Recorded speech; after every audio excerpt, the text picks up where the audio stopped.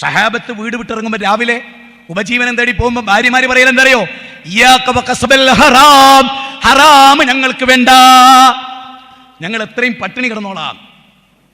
ജീവിതത്തിൽ എപ്പോഴും ഞാൻ ഇവിടെ ഇരിക്കുന്ന സ്ത്രീകളോട് ചോദിക്കുക, നിങ്ങളുടെ ഉപ്പ, നിങ്ങളുടെ മകൻ, നിങ്ങളുടെ ഭർത്താവ് നിങ്ങൾക്ക് രണ്ട് കയ്യിലും പ്ലാസ്റ്റിക് കിറ്റിൽ നിറയെ സാധനം കൊണ്ടുവരുമ്പോൾ ജീവിതത്തിൽ എപ്പോഴെങ്കിലും ചോദിച്ചിട്ടുണ്ടോ, പേ ഇത് ഹറാമാണോ ഹലാലാണോ എന്ന് ചോദിച്ചിട്ടുണ്ടോ? ഭർത്താവിനോട് ചോദിച്ചിട്ടുണ്ടോ, ഉപ്പ ഞങ്ങൾക്ക് നിങ്ങൾ തിന്നാൻ തരുന്നത് ഹലാലാണോ ഉപ്പ, ഹറാമാണോ ഉപ്പ? ചോദിച്ചിട്ടുണ്ടോ? ചോദിച്ചിട്ടുണ്ടോ? ഇല്ലെങ്കിൽ ശ്രദ്ധിച്ചോളി. പലിശണ്ടോ? അഗാധമായ നരകത്തിന്റെ അടിത്തട്ടിൽ കിടക്കേണ്ടി വരും.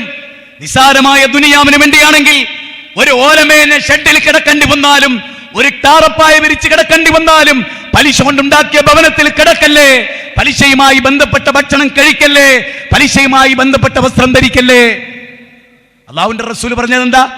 ഒരു വ്യക്തി ആകാശത്തിലേക്ക് കൈ ഉയർത്തി യാ റബ്ബ് യാ റബ്ബ്, അയാൾക്ക് ഉത്തരം കിട്ടൂല.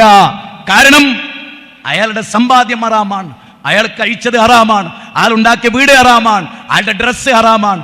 എന്തിന്? അയാളുടെ ശരീരത്തിലെ തൂക്കം പോലും അയാൾ 68 ഉണ്ടായത് ഹറാമ തിന്നിട്ടാണ്, ഹറാമിൽ ഊട്ടപ്പെട്ടവനാണ്. അവന് ഉത്തരല്ല.